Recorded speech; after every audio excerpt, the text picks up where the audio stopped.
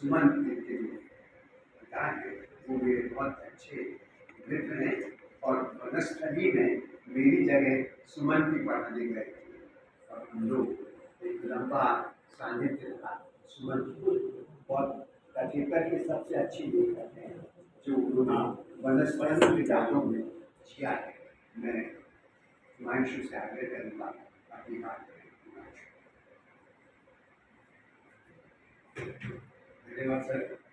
आदरणीय जयराम जी, पल्लव, सभागार में उपस्थित सभी वरिष्ठ व्यक्तियों, और जैसा पल्लव ने कहा, यह रस्म है कि नहीं है, दोहराने की बात नहीं है, लेकिन उदयपुर मेरे लिए भी घर ही है। ऐसा संयोग नहीं होता है कि आप अपने शहर से दूसरे शहर जाएं और वहाँ सभागार में बैठे से लोग आपके परिचित हों। ऐसे तो सिर्फ उदयपुर में संभव है, इसलिए उदयपुर आना तो हमेशा एक अच्छा आकर्षण होता है। इसलिए जैसे ही सर ने मुझे कहा, मैं तो उस मौके में लगभग गया था कि मैं जरूर आऊँगा। तो मैं इस बात के लिए बहुत गौरव का अनुभव कर रहा हूँ कि नंदबाबू के शताब्दी वर्ष में मुझे बोलने का अवसर मिल रहा है। ये शताब्दी वर्ष है, ये बहुत महत्वपूर्ण समय है। कल ईद का पाक मौका है, और ऐसे दिन मैं उदयपुर में आया। आज सुबह जब मुझे शंकरा जी के साथ में जा रहा था तो उन्होंने एक मस्जिद के बाहर कहा कि इस बार सजावट कुछ कम है। मैंने कहा ये तो फिर भी गनीमत है, मेरे दोस्त का निसार है, कल मैं इफ्तार पार्टी में उनके साथ था। उन्होंने कहा कि ऐसी ट्रेंड है सभी मस्जिदों के ऊपर 3 रंग वाली लाइटिंग है, जैसा कि देशभक्ति साबित करना तो जरूरी हो गया सभी मुसलमानों के लिए। उन्होंने कैसे कठिन समय में इस विडम्बना को शायद इस सभागार में लोग समझ पा रहे, मैं कह रहा हूँ ये ज़्यादा रासद है। तो एक ऐसे कठिन समय में हम लोग जी रहे हैं, ऐसे समय में नंदबाबू को याद करना बहुत महत्वपूर्ण हो जाता है, क्योंकि जो समाजवाद की पूरी पृष्ठभूमि जिसको लेकर के वो लड़ रहे थे, समता और सादगी, उनके जो सबसे महत्वपूर्ण केंद्रीय विषय थे। मैं इस बात को दोहराना चाहता हूँ कि जो अतीत राग जिस किताब का पल्लव ने जिक्र किया, उसमें पहला लेख पंडित जवाहरलाल नेहरू के बारे में पल्लव ने भी इसका जिक्र किया, जबकि नंदबाबू नेहरूवियन इकोनॉमी और नेहरूवियन डेवलपमेंट के मॉडल के सख्त आलोचकों में से एक थे। लेकिन उसके बावजूद उनके अंदर अपने विरोधी को ससम्मान देखने और उसका आकलन करने की उदारता थी, जो कि आज के समय में खो गई है पूरी तरह से। और आज के समय में तो सीधे विरोधी देशद्रोही होता है। नंदबाबू के लिए देशप्रेम का क्या मायने था, मैं आखिरी के 2 मिनट में इसमें बोलना चाहूँगा। मैं तय कर कह रहा हूँ अपने इस टिप्पणी का को उसके सुरक्षित रखा है मैंने। अभी मैं सबसे पहले, चूंकि पल्लव ने मुझे कहा था कि आपको क्या तैयारी करनी है, आप सिर्फ मेरे बोले पर टिप्पणी करेंगे, तो इसलिए मैं पल्लव ने जिस कविता का जिक्र किया उसका छोटा सा हिस्सा सुनाना चाहता हूँ। भूमिका भी वही है। हाँ, भूमिका भी वही है। तो पल्लव ने जिस कविता का जिक्र किया वो सबको पढ़नी चाहिए। शरीफ, वैसे शरीफ से पहले एक छोटी सी कविता का एक अंश पढ़ रहा हूँ। धर्म ग्रंथों में बहुत सी उलझ जरूर बातें, जैसे त्याग, जैसे विरक्ति, जैसे वैराग्य, करुणा, जैसे दान लिखी है, वह सब समर विजेताओं के लिए नहीं, दास लोगों के लिए। वैराग्य किस तरह चयन का विषय नहीं होकर के और वंचना का विषय बन जाता है, उसको नंदबाबू से बेहतर कोई नहीं समझता था। अब मैं उस कविता का हिस्सा पढ़ रहा हूँ जो शरीफ कविता से। बहुत सी घटनाएं थी। स्त्रियां यम के पास जाती थी, हटीली अनेक मृत्यु से उठा लिए गए अपने पतियों के शरीर मांगने, देहाती प्रेम का एक बार फिर आनंद लेने के लिए। जब अपनी 5-5 प्रतियों को बांधे रही शरीर से, अनुद्वेग प्रसन्न, राम कौन सी सीता के लिए विकल थे, लग नहीं कहते। अघोरी शिव भवन भर में लौटते रहे, पार्वती के ठंडे गलते अपेक्षण शरीर को शरीर पर लिए, शरीर के लिए। तथागत ने शरीर के लिए तो पूछा था, तुम भी एक दिन ऐसी ही हो जाओगी यशोधरा। पृथ्वी पर गिरी अचानक रंगहीन पंखुड़ी की तरह। और इसके बाद नंदबाबू तमाम नायकों को कटघरे में खड़ा कर देते हैं जो अपनी क्रियाओं को ठुकरा कर महान बने। हमारे यहाँ से ठुकराए जाने वाले महान नायक बहुत सारे हैं। नंदबाबू पहली बात तो दूसरा पक्ष करते हैं। वासवदत्ता के कामतुर कांपते शरीर से तुमने कहा था, तब आऊंगा जब द्वार बंद होंगे। तथागत, वासवदत्ता आत्मा नहीं शरीर थी। तुम्हें उसी क्षण सारे लोग के सामने अपनी युवा कामना के लिए पुकारती। किसने गिने कितने कल्प कल्पांतरों तक तुम्हें देखने के लिए प्रतीक्षा विवल रही। वृषभानु कुमारी कृष्ण। इस तरह कृष्ण बुद्ध से लेकर के तमाम वाले नायक जिनके माध्यम से वैराग्य को एक महान उसकी तरह बनाया गया। मैं सब क्यों कह रहा हूँ, मैं इसलिए कह रहा हूँ कि नंदबाबू के कथेतर का सबसे केंद्रीय विषय अगर कोई है तो वो समता और सादगी है। लेकिन सादगी का मतलब तुच्छता नहीं होता है। हमारे देश में त्याग और वैभव या जिसको कहा जाए जश्न, वो दो छोरों के बीच में कहीं ढूंढा जाना चाहिए। और हमारे ये दो छोर बना दिए गए, या तो फिर सीधा आप अश्लील वैभव का प्रदर्शन करेंगे, और या फिर उसकी दूसरा छोर मुझे लगता है जो जो जो संन्यास के बड़े अश्लील उदाहरण देखने को मिलते हैं, जिसको उन दोनों के बीच में सादगी नंदाओं की सादगी है। नंदाओं की सादगी जो है वो भोग और त्याग के दो छोरों के बीच में टिकी हुई है, जो जो जो समता के स्वप्न के साथ जुड़ी हुई है, जो लोहिया और जयप्रकाश नारायण के स्वप्न से निकली है। प्रकट तो होना ही है, जो तुमने खरीदा एक घर ही था, केवल दीनता, काम की चीजें कुछ दूसरी थी जिन्हें खरीदना भी भूल गए थे। नंद पल्लव को सुनते हुए भी ये बात मेरे दिमाग में है, और ये बात मैंने पहले एक से ज्यादा जगह कही भी है, लिखी भी है। ये बात मैंने नंद बाबू की कविताएं और नंद बाबू का लेखन दोनों मुख्यतः एक ही चिंता से निकला हुआ है। ये तो अलग अलग चीजें नहीं है, बल्कि नंद बाबू का गद्य पढ़ने के बाद उनकी कविताओं को समझना और ज्यादा आसान हो जाता है। मुख्य रूप से मैं बात करना चाहूंगा इस तीसरी किताब पल्लव के हाथ में, लेकिन पल्लव ने उस पर कम चर्चा की, यह हमारा समय।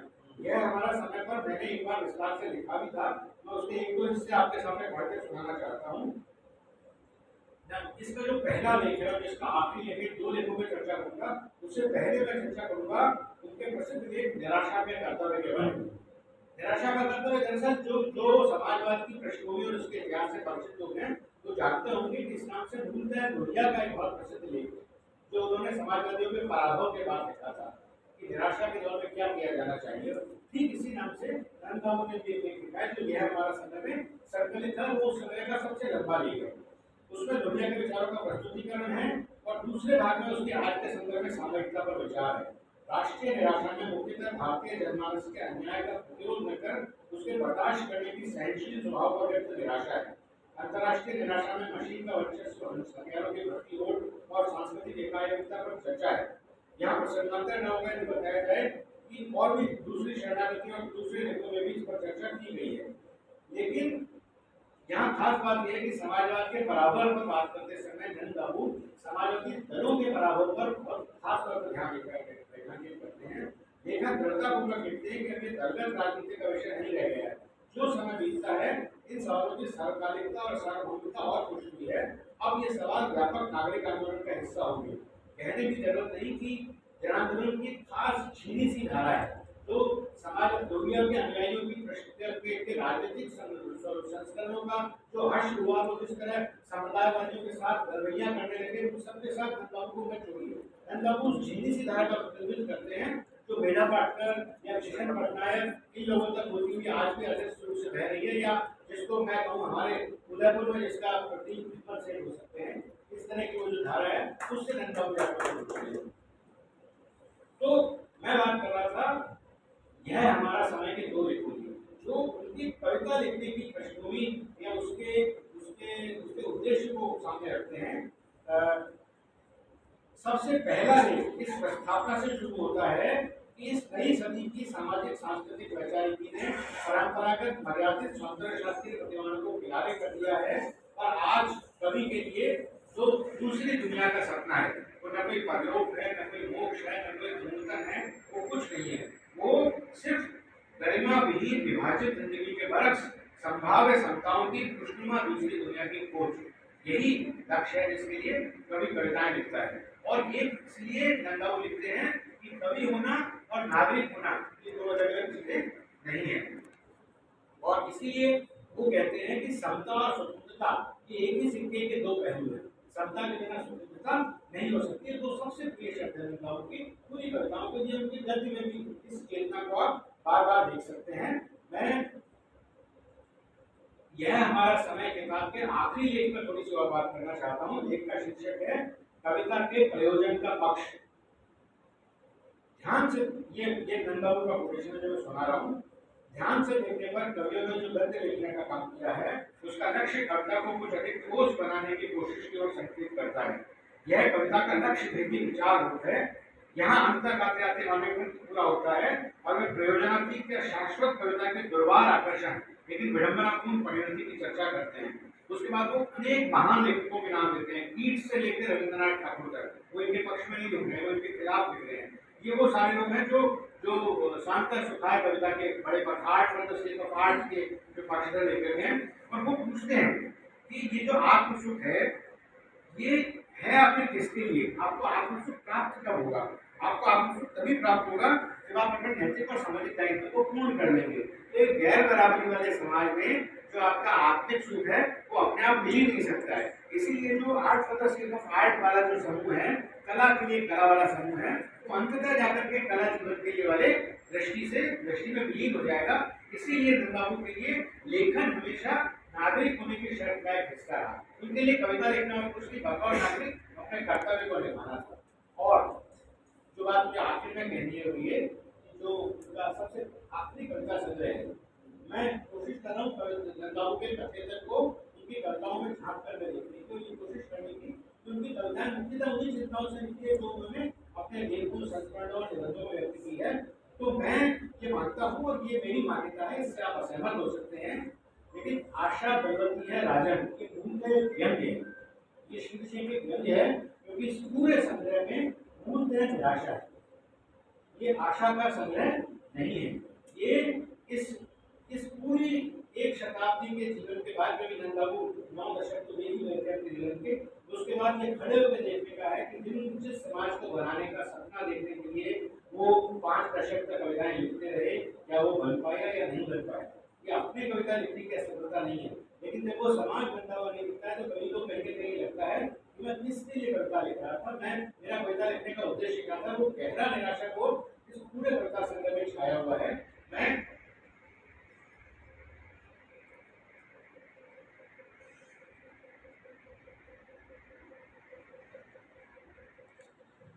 इस सपने को रखने के लिए फिलहाल हमारे पास जगह नहीं है। प्रेम और सौंदर्य की मांग गिर गई है इन दिनों बाजार में, पुराने माल गोदामों में पड़ी सड़ रही है बुद्ध को समर्पित थेरी कथाएं। तो कुल मिला के नंदाबू ये कहते हैं, दुनिया बदलने की कोशिश कितनी बार करते हैं, लेकिन पता नहीं कैसे उसी पुरानी गली, उसी उदास मोड़ पर आ जाते हैं। वही जिद्दी कुत्ते और पुरानी चितकबरी गुर्राती बिल्लियां। लिखने के बाद लिखने का पुण्य निष्फल हो जाता है। एक और कविता का हिस्सा है, जो लिखना चाह रहा था वह भटकता ही रहा अंतर्लोक में, जो लिखा वह लिखना ही नहीं था, जहाँ का तहाँ ही होता है लेकर।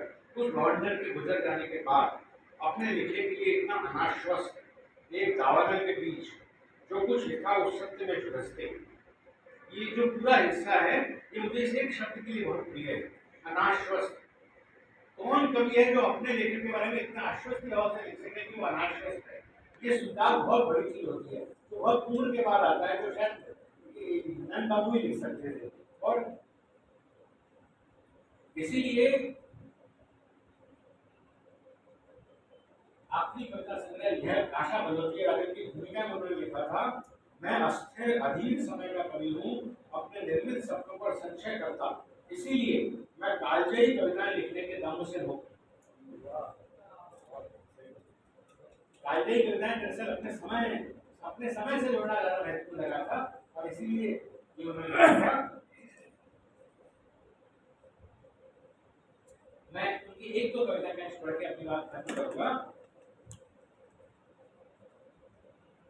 स्वाधीनता कहती है मुझे परिभाषित करो, यदि मैं तुम्हारा सपना हूं तो मैं तुम्हारा यथार्थ भी हूँ। तुम्हारा रोज खटखटाती हूँ दरवाजा, तुम्हारा घर आंगन मेरी संसद है, यही भटकती रहती हूँ तुम्हारी यातनाएं लेकर। मैं तुम्हारी इच्छा शक्ति हूँ, तुम्हारी विजय की अपूर्णीय कामना।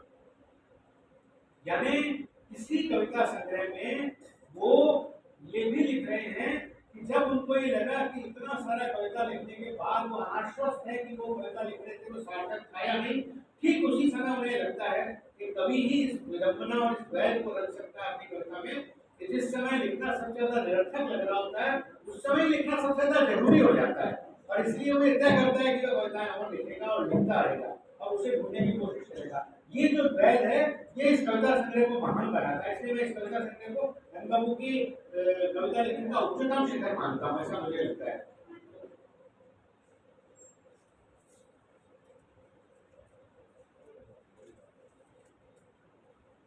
मैं आखिरी हिस्सा पढ़ के अपनी बात खत्म कर रहा हूँ, मुझे 15-20 मिनट के लिए कहा गया था।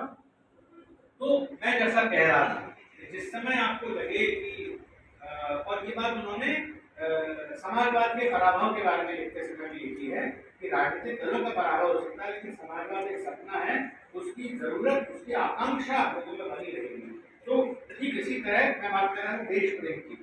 नंद बाबू के लिए देश प्रेम वो वाला देश प्रेम नहीं था जो तिरंगा झंडा लहरा करके दिखाया जाता है, और नंद बाबू के लिए देश प्रेम का अर्थ था देश के तमाम नागरिकों को उनकी मूलभूत अधिकारों की प्राप्ति के लिए लड़ाई लड़ना, और वो उनको उनका अधिकार है, उन्हें दया की तरह न दिया जाए, वो याचना की तरह न ले।